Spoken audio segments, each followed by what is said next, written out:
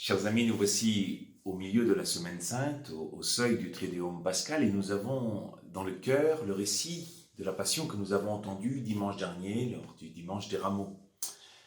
Je ne sais pas si vous avez noté dans ce passage de l'Évangile selon saint Matthieu, les disciples demandaient à Jésus « Où veux-tu que nous allions faire les préparatifs pour la Pâque ?»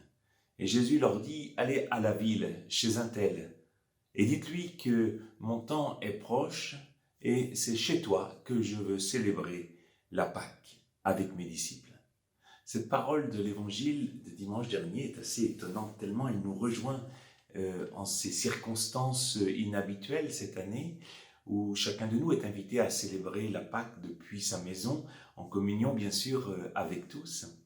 Il me semble que lorsque Jésus dit allez à la ville, chez un tel, qui n'a pas de prénom, il me semble qu'il nous dit à chacun de nous, c'est chez toi que je veux célébrer la Pâque. Cette année, mon temps est proche. Prenons très au sérieux cette demande en quelque sorte de Jésus, est-ce que je peux venir célébrer la Pâque chez toi?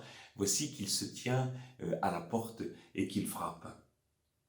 Alors, si nous entendons cette parole, il s'agit bien sûr de l'entendre dans notre maison et sans doute d'avoir disposé un lieu, un oratoire. Je pense que c'est très important à cette approche, à la veille du jeudi saint, du vendredi saint, samedi saint, et puis de cette fête de Pâques, d'avoir un lieu qui manifeste combien nous voulons que le Seigneur célèbre la Pâque chez nous. Nous l'accueillons. Il y a peut-être déjà disposé un rameau depuis dimanche en ce lieu, mais le lieu essentiel que le Seigneur veut rejoindre, c'est notre cœur, le cœur à chacun de nous. Puisque ce qui se passe là, en ce Triduum Pascal, se fait de façon très silencieuse. La communion qui s'établit dans toute l'humanité, c'est une communion des cœurs. Alors habituellement, nous sommes avec une expression très visible de notre liturgie, nos rassemblements disent la grandeur de Dieu et la foi joyeuse qui nous porte en ces temps de Pâques. Mais là, le silence de nos rues nous conduit à une autre communion, mais tout aussi profonde. Et je vous invite, frères et sœurs, à vraiment vous concentrer pour pouvoir accueillir ce désir du Seigneur, ce beau désir du Seigneur de vouloir célébrer la Pâque chez nous. Vous savez que cette page d'évangile que nous lisons au cours de ce Triduum Pascal est très différente des pages précédentes où nous voyons la puissance de Dieu se manifester de bien des façons, notamment à travers les miracles très visibles, très perceptibles. Or là, il n'y a plus vraiment de miracles. Tout est silencieux. Il n'y a pas de manifestation puissante de Dieu, si ce n'est au matin de Pâques, avec la pierre roulée, le tombeau vide. Mais tout le reste, nous voyons Jésus, l'humanité de Jésus, pauvre comme la nôtre, simplement dans l'obéissance et la confiance nue en son Père. C'est cela son secret, et c'est cela qu'il nous faut regarder. Autrement dit, nous sommes invités au cours de ce Triduum Pascal à accueillir le Seigneur pour célébrer la Pâque chez nous, en notre cœur, en nous recueillant très profondément. Parce que ce qui nous est donné à voir, à entendre, à comprendre, eh bien, se passe dans le silence du cœur de Jésus et dans le silence de notre propre cœur à nous. Alors le récit de la Passion sera, comme chaque année, parfois difficile à accueillir en raison de la violence et des trahisons qu'il porte, mais n'est-ce pas là pourtant notre vie que nous accueillons en regardant Jésus, en le regardant homme avec nous, être dans cette relation incroyable, invisible, et tellement forte, tellement puissante, cette relation avec son Père, celle dans laquelle il nous invite à entrer. Il nous faut le regarder, il nous faut le contempler, il nous faut nous réjouir que le Seigneur prenne ainsi ce chemin qui est le nôtre et sur lequel il nous précède pour que nous aussi nous puissions participer à sa gloire.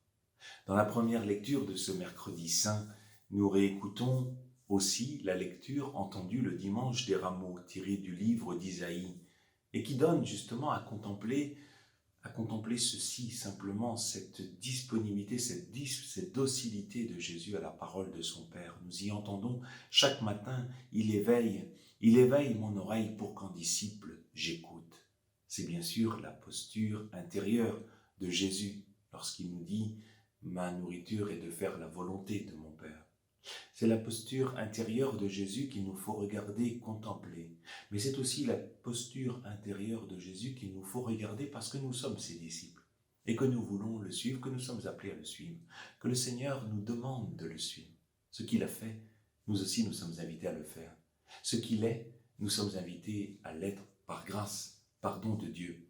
Et dans ce chemin où nous allons chaque matin, nous aussi nous laisser éveiller par la parole, une parole qui ne fait pas de bruit, simplement de regarder ce qui se passe et ce qui se dit, eh bien, nous ferons cette Pâque ensemble, depuis nos maisons, mais dans une communion réelle, communion profonde de nos cœurs.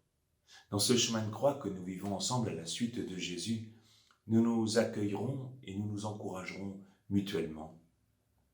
En voyant les soignants et les professionnels de santé et d'EHPAD se donner sans ménagement et assez souvent avec la peur, nous y reconnaîtrons les traits du Christ serviteur qui aima le monde jusqu'au bout.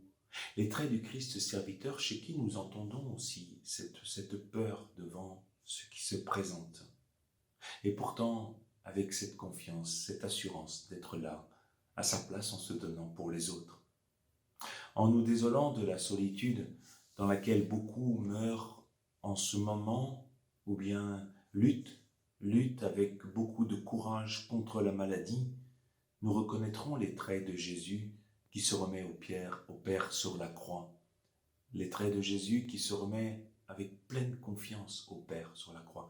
Et nous prierons pour les malades, pour les souffrants, ce vendredi saint. En regardant les larmes de Marie, sa mère, au long du chemin de croix et notre mère, nous prierons pour les familles endeuillées, bousculées, bouleversées par ce qui se passe, et suppliant Dieu de leur donner la consolation, les perspectives pour continuer la route. Cette perspective qui nous sera donnée dans le cœur de chacun avec, j'espère, beaucoup d'étonnement le jour de Pâques. En regardant Simon de Cyrène réquisitionné pour apaiser l'épreuve de Jésus, nous saurons aussi, peut-être, nous reconnaître là où nous sommes réquisitionnés en quelque sorte, parce que nous voyons bien qu'il y a un voisin à soulager, parce que nous voyons bien qu'il y a un petit coup de fil à donner. Nous sommes un peu bousculés dans nos emplois du temps, dans ce que nous avions prévu peut-être dans notre organisation, et nous sommes bousculés par les autres parce que Jésus nous fait signe à travers ce voisin, à travers cette personne si proche, et nous nous encouragerons dans nos multiples gestes d'attention fraternelle. N'ayons pas peur, frères et sœurs, ce mercredi saint, de préparer notre maison, de préparer notre oratoire, de préparer notre cœur, parce que le Seigneur veut célébrer la Pâque chez nous. C'est extrêmement concret. Il est notre Sauveur, il vient nous rejoindre, accueillons-le dans son abaissement inouï pour être avec nous dans notre épreuve, celle que nous vivons maintenant en ces circonstances, mais aussi et plus fondamentalement l'expérience de notre vulnérabilité, de notre mortalité que nous nous sommes rappelés au début du carême. Son chemin est le nôtre, il nous précède pour que la joie et l'espérance solide montent en nos cœurs, une joie et une espérance que personne, ni même aucun virus ne pourra nous enlever. Bon Triduum Pascal, frères et sœurs, préparez votre maison, préparez votre cœur pour le vivre.